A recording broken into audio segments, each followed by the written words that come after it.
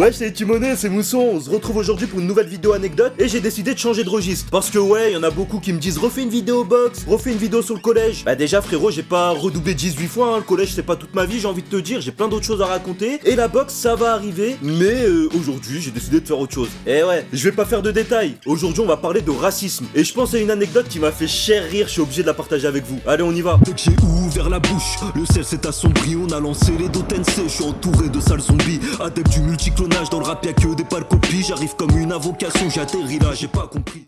La base de cette histoire déjà, c'est que moi j'ai grandi avec différentes cultures, différentes personnalités, différentes religions. Je suis très ouvert de ce côté-là, hein. Moi du moment que tu me respectes, je traîne avec toi, y a pas de souci. Mais c'est cette ouverture qui a pu me mettre dans la merde quelquefois. Et il y a quelques années, j'ai rencontré mon meilleur frérot, il s'appelle Jérémy. Pour te donner le profil, c'est quelqu'un de très ouvert, sociable, plein de principes, etc. Impeccable le frérot. Et moi en face, en fait, j'étais un peu le sauvageon. Donc moi je suis pas sociable, je parle à personne. Et j'ai fait sa connaissance en étant à l'auto-école quand on passait le permis. Et ouais, ça crée des liens. Avec le temps, on a terminé par zoner cher ensemble, mais lui il avait un cercle amical un peu chelou, alors que moi je traînais avec des rats énervés du quartier, t'as vu? Bah qui étaient aussi chelous, hein, on est d'accord. Avec son cercle amical, je savais très bien que j'allais jamais être pote avec eux, t'as vu? Il y avait un gros choc des cultures, ils étaient super bizarres sur le délire. C'est le genre de pote qui se faisait toujours haggar au quartier. Et moi je suis arrivé et j'ai senti qu'ils avaient une peur bleue des arabes. Ils étaient vraiment choqués de leur enfance, à avoir mangé des coups au quartier, s'être fait bolosser, etc. toute leur vie, et à chaque fois ils parlaient de ça, à chaque fois que je les croisais. Et moi ça me regardait un peu comme un ovni, en mode putain lui il a grandi au quartier mais il est gentil, il est pas comme les autres. Pour être honnête, je connaissais très bien le quartier où ils avaient grandi, et c'est vrai, il y avait une petite tendance à la hagra, donc je pouvais pas les insulter pour ça, t'as vu, ils avaient un peu raison. Mais c'était pas non plus les Arabes contre les Français, non, ça c'est du fantasme mon pote. De plus en plus, du fait que je traînais toujours avec Jérémy, bah j'étais amené à les rencontrer, et c'était pas du tout mon délire. Détail important pour la suite de l'histoire, c'était aussi le genre de personne qui avait commencé la muscu il y a une semaine, et tous ceux qui avaient le malheur d'être plus baraque qu'eux, et ben soit c'était de la gonflette, soit ils avaient pris de la prot. Un jour on part tous au lac, il fait bon vivre, t'as le soleil, on est calé sur nos serviettes, et pareil, ils commencent à se confier un peu sur les histoires qu'ils ont eues par le passé. Et ils aimaient trop montrer du doigt les gens et les critiquer. En mode, elle regarde, elle sait pas courir. Lui regarde, il sait pas marcher. Lui, il sait pas gamelle. Plein de critiques comme ça, t'as vu? Et à un moment, il y a un pélo qui passe, cher baraque, on aurait dit Yujiro, mon pote. Et il était en train de faire son petit footing. Et eux, pareil, ils le regardent et ils commencent à le juger. Lui, ça se voit, c'est de la gonflette. C'est impossible d'être bloc comme ça naturellement, etc. Sauf que ce pélo, il les a entendus. Donc il vient vers nous en mode énervé. Et il leur dit, wesh, pourquoi vous parlez sur moi quand je passe et tout? D'un coup, c'est devenu des petites flippettes, on aurait dû Usopp. La voix elle a changé, les yeux ils ont tremblé, et ils ont commencé à dire mais non, parlez pas de toi, t'inquiète pas, je te jure, on parlait pas de toi, et toi avec une voix de tapette. Humiliant mon pote. Tu vas me dire je suis mauvais, mais je me suis dit il y a un moment ils méritent frère. Ok, tu peux me dire dans leur quartier ils se font bolosser gratuitement, mais quand t'embrouilles les gens, viens pas faire le choqué parce qu'ils viennent t'embrouiller. Moi je pars du principe, tu me respectes, je te respecte, tu me respectes pas, je t'insulte ta grand-mère. Et je pense que c'est pour tout le monde pareil. C'est pour ça que pour être honnête, à aucun moment je les ai défendus. Pour moi ils étaient en tort, ils avaient pas à juger les gens, à les critiquer quand ils passent, en étant sûr que personne les entende. Et ben voilà. Dans la bande, il y avait un deuxième pélo, on va l'appeler Seb. Faut savoir que c'était le gars qui était le plus proche de Jérémy. Donc c'était le gars que j'étais amené à rencontrer le plus. Ce pélo, frère, c'était un putain de crevard, j'ai jamais vu ça. C'est aussi une raison pour laquelle j'ai plus voulu traîner avec eux. Parce que wesh, à chaque fois que tu veux retourner au snack, t'es obligé de faire une réunion de famille, la flemme. Quelques jours plus tard, j'appelle Jérémy pour lui demander s'il veut bouger ce soir. Et il me dit non, ce soir je suis occupé, je vais chez Seb,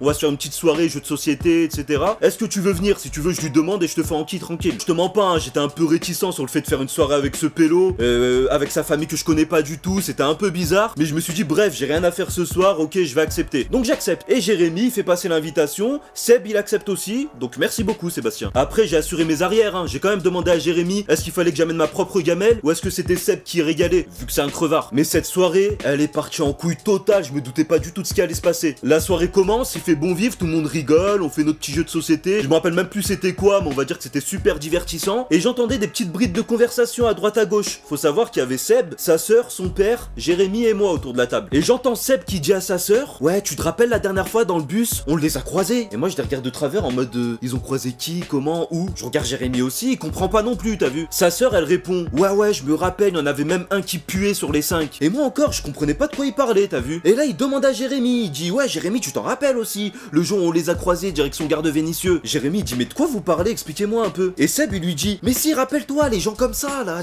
ouais, il est comme ça là. Je dis mais qu'est-ce qu'ils sont en train de raconter, je comprends pas. Jérémy, explique-moi. Jérémy comprend pas non plus, il leur répète, je ne comprends pas de quoi vous parlez. Dites-moi concrètement, ça parle de quoi? Et là Seb Anani dit quoi? Si, les arabes dans le bus. Moi je commence à bégayer frérot, je les regarde. Pourquoi il parle d'arabe d'un coup à la Zeb et il me sort ça frère? Oh, oublie pas que je suis algérien, je suis dans une famille, je suis entouré de gros raslards qui parlent d'arabe sur ma gueule. Je crois ils avaient pas trop capté, vu mon visage pâle, que j'étais arabe, t'as vu? Ça fait, ils ont commencé à se lâcher sur les arabes, à insulter à droite à gauche, avec leur père qui rigole au milieu. Jérémy qui était tout gêné, qui me regardait en mode putain, désolé et tout, je t'ai fait venir.